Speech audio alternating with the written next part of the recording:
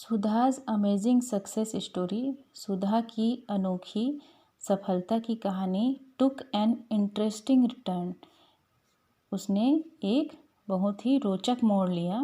When a Hyderabad film producer decided to make a Telugu film, जब एक हैदराबाद के फिल्म प्रोड्यूसर ने तेलुगु फिल्म बनाने का निश्चय किया, just based on not just based on her story, न केवल सिर्फ उसके कहानी पर आधारित, but with her in the main lead, बल्कि न सिर्फ उसके कहानी पर बेस्ड फिल्म बनाना चाहा, बल्कि उसने क्या किया, उसको मुख्य अभिनेत्री का भी के लिए भी मौका दिया।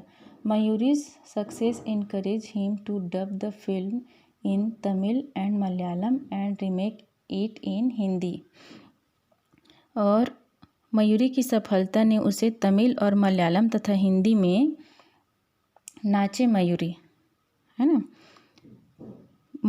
हिंदी फिल्म में नाचे मयूरी के नाम से इस भाषा में, and Sudha Chandran had yet another birth, और सुधा चंद्रन का इस तरह से एक पुनर्जन्म होता है। एज अ फिल्म स्टार, किसके रूप में, एक फिल्म अभिनेत्री के रूप में, अब एक अभिनेत्री के रूप में उसका एक पुनर्जन्म होता है।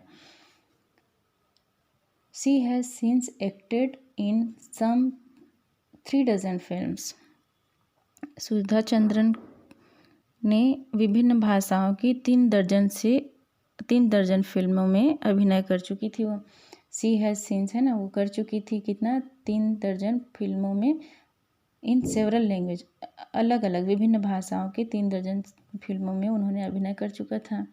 And has also just completed producing a Kannada film, और अभी अभी उसने कन्नड़ फिल्म प्रोड्यूस किया, अ फिल्म कलाभिमानी, अभी अभी उसने एक कन्नड़ फिल्म कलाभिमानी का प्रोडक्शन किया है, जो क्या है, based on the true life of Balanna, जो बालन्ना के मतलब ट्रू फिल्म, ये भी एक सत्य घटना पर आधारित है ना, बालन्ना के सत्य जीवन पर आधारित है। जो कौन थी, देखिए, अ डीफ आर्टिस्ट, जो एक बहरी आर्टिस्ट थी, who went to be become a great character actor, जो कि महान चरित्र कलाकार बनने चली थी, है ना। Balanna 74 has 400 Kannada film to his credit and it is still in demand. Balanna 74, उसके नाम से 400 कन्नड़ फिल्में हैं, जो और आज भी उनका डिमांड है, मांग है, मतलब काफ़ी लोग उसको, उसके सत्य घटना पर जो आधारित फिल्म है उसको काफ़ी पसंद करते हैं। सुधा कहती है, if Helen Keller could overcome her handicap means विकलांग, है ना। सुधा क्या कहती है कि यदि हेलन केलर अपनी विकलांगता पर विजय पा सकती है, हेलन केलर को तो आप सभी जानते ही होंगे, है ना, जिसे दिखाई नहीं देता था, ये क्लास 6 में आप लोग पढ़े होंगे, इनका रिलेशन में था। सो कैन आई, तो मैं क्यों नहीं, जब हेलन केलर अपने विकलांगता पर विजय पा सकती है तो मैं क्यों नहीं, is what I have always told my self, और मैं हमेशा अपने आप से यही कहती रहती हूँ, मतलब वो अपने आप को यही ढांढस बंधाती है, हिम्मत देती है कि जब हेलन केलर भी विकलांग थी तब भी वो अपनी विकलांगता पर विजय पा सकती है, तो मैं भी क्यों नहीं पा सकती, है ना। Point out similarities between Helen Keller and Sudha Chandran, ये प्रश्न है, बताइएगा आप सभी कि हेलन केलर और सुधा चंद्रन के बीच क्या सिमिलरिटीज़ है, क्या समानता है ना।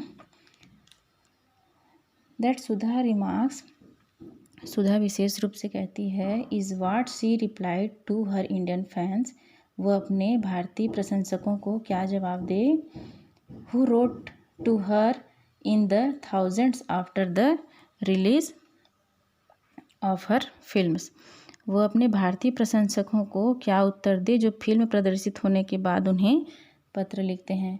पीपल क्या लिखते हैं, देखिए, people wrote to say that they were inspired by my story, कि वे मेरी कहानी से प्रभावित हुए हैं, and that it had given them new hope, और उन्हें नई आशा मिली है, या मेरी स्टोरी ने उन्हें एक नई आशा प्रदान की है। I do feel thrilled that my message has got across. Thrilled means होता है रोमांच, है ना। तब ऐसा इस तरह के पत्र को जब मैं पढ़ती हूँ तब मैं काफ़ी रोमांचित अनुभव करती हूँ कि उन्हें मेरा मैसेज मिल गया। और सुधा चंद्रन का क्या मैसेज था, ये लेसन पढ़ के आप सभी को समझ में आ गया होगा कि उसने काफ़ी बहुत ही बेहतरीन नर्तकी थी, एक्सीडेंट में उनका पैर उन्होंने खो दिया, लेकिन फिर भी उन्होंने हिम्मत नहीं हारी, है ना। And what is the message, message क्या था, ये प्रश्न है। देखिए, the seed of achievement lies in the human mind. देखिए, सीड मीन्स होता है बीज और अचीवमेंट होता है मीन्स कामयाबी। तो ये बता रहे हैं मैसेज क्या है। देखिए कि कामयाबी का बीज जो है कहाँ होता है, ह्यूमन माइंड, मनुष्य के मस्तिष्क में ही होता है। व्हेन दिस रियलाइजेशन कम्स, और जब ये आत्मज्ञान हो जाता है, जब इंसान ये समझ जाता है, there is no looking back, तो पीछे मुड़कर देखने की ज़रूरत नहीं पड़ती।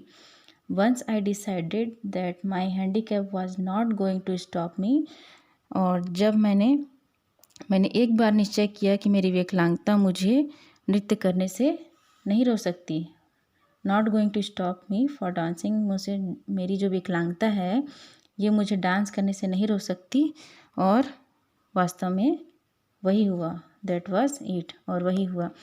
देखिए, कहने का तात्पर्य ये जो कहानी है काफ़ी शिक्षाप्रद है, और इससे हमें बहुत कुछ सीखने को मिलता है कि लाइफ में बहुत सारे कठिन समय आते हैं, विपरीत परिस्थितियां हो जाती हैं, इसमें हमें हिम्मत नहीं हारना चाहिए, अपना धैर्य नहीं खोना चाहिए, बल्कि दुगने जोश के साथ, दुगनी मेहनत के साथ उस पर कोशिश करना चाहिए, प्रयास करना चाहिए। ठीक है बच्चों, तो आशा करती हूँ आप सभी को ये लेसन समझ में आ गया होगा। तब तक के लिए आप सभी अपना ध्यान रखिए, मिलते हैं नेक्स्ट वीडियो में। Thank you so much.